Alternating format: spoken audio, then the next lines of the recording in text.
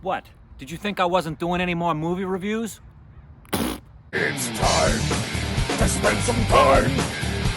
He's doing reactions, he's doing reviews from all over the world. He's gonna give it to you. It's time to spend some time with Rick. With Rick. Hey everybody, welcome back. I'm Rick Siegel. If you didn't know that, then what are you doing at a channel called Rick Siegel? I want to talk about some films, and I'm going to do so right here in the beautiful loveliness of Southern California. And the obvious thing that most of you know about, especially you stupid babies, is the fact that Jallikattu didn't make the short list for bugs flying in my throat. Coronavirus! Get that man away from me. I don't know what just happened there. I think I need to stop smoking Marlboros. Smoking is injurious to your health. I don't smoke cigarettes, but I do smoke crack. Jallikattu didn't make it to the Oscar shortlist, and I wanted to talk about that as well as you can tell from the title, a extended review of one of the films. Specifically, I'm No Longer Here from Mexico. I've been doing 60-second reviews on Instagram, but that's not fair to all of you who subscribe to my channel and want me to delve into the deeper dimensions of international cinema. Jallikattu didn't make it because, and I think there's a lot of reasons, and many of you have been asking me these questions on Instagram and Twitter, and the primary reason, it's not because, and I understand the sentiment many of you have about being upset that Hollywood would relegate India into the Slumdog Millionaire category and just not take it seriously. I really don't believe that's the case. It's just a matter of ignorance, in the same way that Corbin and I were ignorant to Indian cinema. It isn't a particular bias that says you are that in a negative way with the presupposition that we're not even going to look at it because we know you suck. I do not believe that's what Hollywood is doing. It's simply the fact that Hollywood has not yet seen the greatness of Indian cinema. And one of the reasons why is a film like Jallikattu. Let me give you the example. Jallikattu is the best of the films I've seen thus far. I've seen 4 international films thus far. I'm doing the reviews on those right now. And I have yet to see one that comes close to Jallikattu. So why isn't Jallikattu being part of the conversation? It's because, number one, India has yet to produce something that the Academy has seen and went, wow, look at what India's making. That is a contributor. They don't jump toward India when they see the options in front of them because of the track record. If they see something from Spain or from France or even from some countries in Africa that have been in the film festival circuit conversations and have won some prior awards, that's the first thing they go and watch because they have a track record with them already. They don't have a track record with India.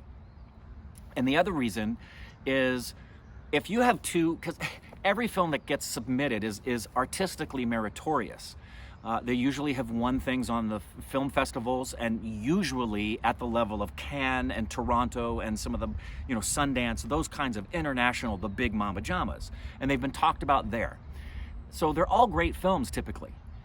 The difference is, if you have 2 films and you're an Academy member, one is submitted by the creators and they do nothing else to show you that they're interested. They just put it in there and walk away. And then you have another film that's submitted and the creators are petitioning, they're campaigning, they're doing publicity, they're writing to you, they're talking to other people in the industry, they're showing up to all of the film festivals. Which of the 2 films are you going to say, you know what?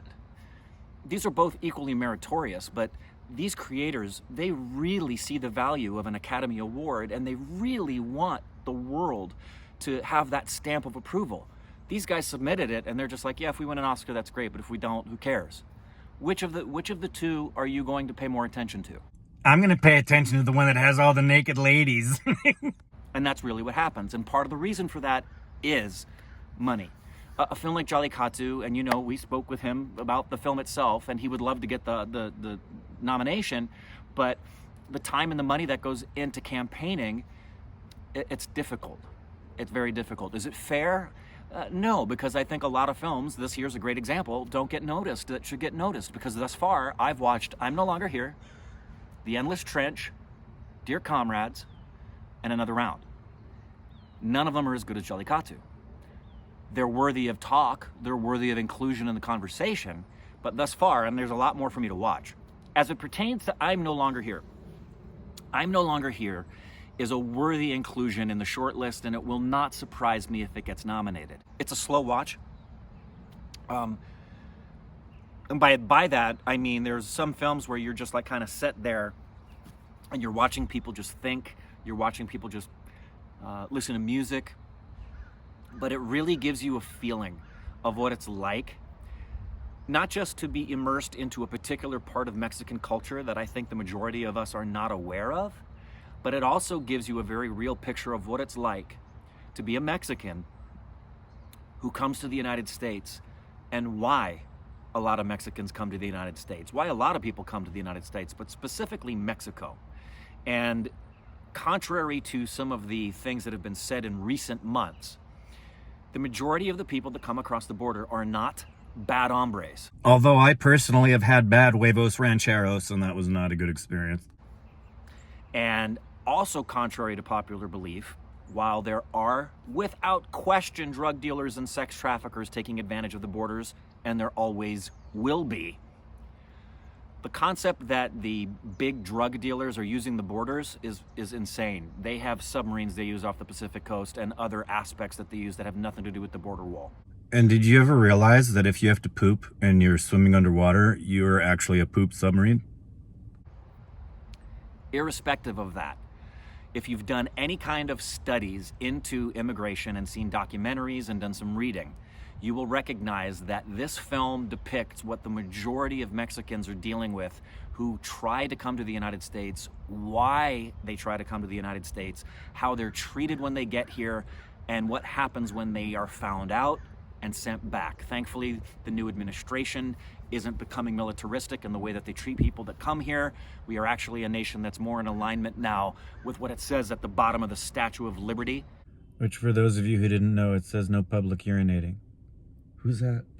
And what our country was like for the first 150 years of our existence, where we basically were saying that immigrants could come to the United States. I know, give or take a few years.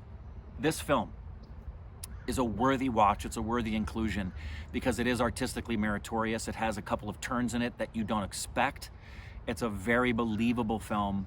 The main actor, whose name is escaping me at this very moment, who has never acted before, as is my understanding the majority of the cast, they do an excellent job.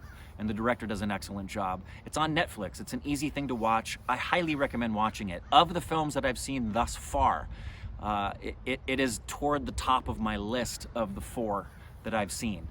I'll tell you about the other ones with my other reviews, but that's it for now. That's what you get for this one. I recommend seeing I'm No Longer Here. Have a conversation about it. Tell me what you think. I guarantee you're going to say it's not as good as Jallikattu. And more reviews coming over the next several weeks as we approach the Oscars in April, especially when the nominations come out. See you later, stupids. Really close to my face. That is really close to your face. I'm doing something right now I've never done before. If you've made it this far, first of all, on Patreon, go over there for $1. You get exclusive content, including the current series I'm doing on acting. Yes. But right now, if you got this far and you're first, because so many of you love to be first, DM me on Instagram. Or tell them to comment something. No, here's what I want them to do. I want you to go to my Instagram page, DM me, and you're only going to say the words, I'm no longer here, poop submarine.